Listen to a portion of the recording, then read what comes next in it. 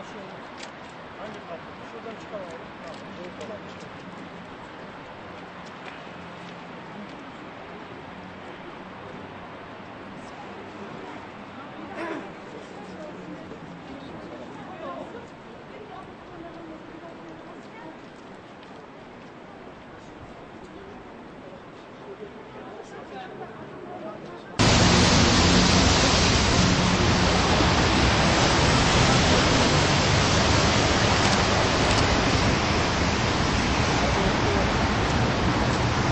Selamünaleyküm arkadaşlar.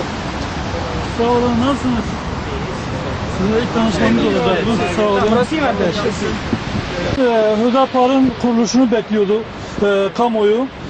Mustazaflar ile Dayanışma Derneği'nin kapatılmasından sonra biz Mustazafa hareketini ilan ettik o zaman ve bunun partileşmeye gideceğini belirtmiştik. İşte bugün o gündür. Bugün partiyle ilgili kuruluş dilekçelerimizi, evraklarımızı hepsini içeri verdik. İnşallah bundan sonra Hüdapar ismiyle, kısa ismiyle Hürdava Partisi olarak sizlerle sürekli bir arada olacağız. Bizim parti olarak Türkiye siyasetine yeni bir renk katacağımıza inanıyoruz. Çünkü biz sistemin partisi değil, halkın partisi olmaya adayız. Bu halkın içinden çıkan, hakkın savunucusu olmaya aday bir partiyiz.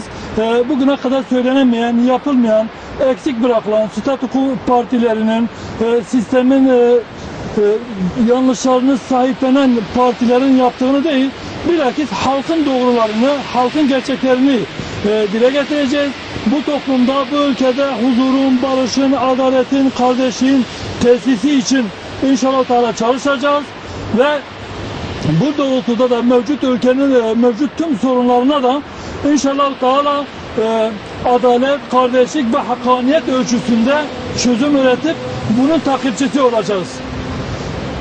Bu sebeple partimiz hayırlara vesile olur.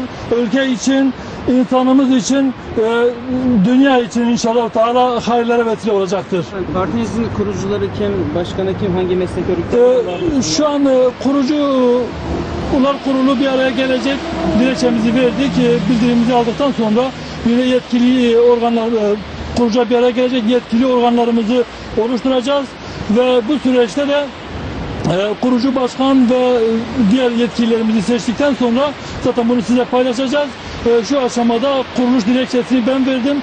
Kurucu olarak şu an kurucular kurulu adına o yetki şu an bende. O işlemlerimizi başlattık, onu verdik.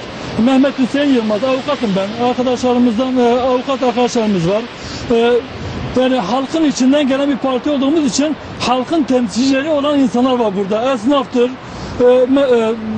bir şekilde işte emekli olan memur insanlarımız var, avukatlar var. Yani kurucu kurulu olarak biz halkın içinden gelen bir elit tabakadan kimse yok. Amblemi ne oldu? Amblemini sizle paylaşacağız bilahare. Şu an açık vaziyette beyaz bir kitap ve kitabın üzerinden çıkan yarım bir güneş. Nerede olacak? Genel merkez Ankara'dır. Evet. Şu an arkadaşlar evrakları inceleyecekler. Usulü prosedür, yani prosedür yerine geldikten sonra bizi eksik varsa tamamlamak için bilgilendirme yapacaklar. Önümüzdeki güne de bizi arayacaklar ve kuruluş bildirgemizi alacağız.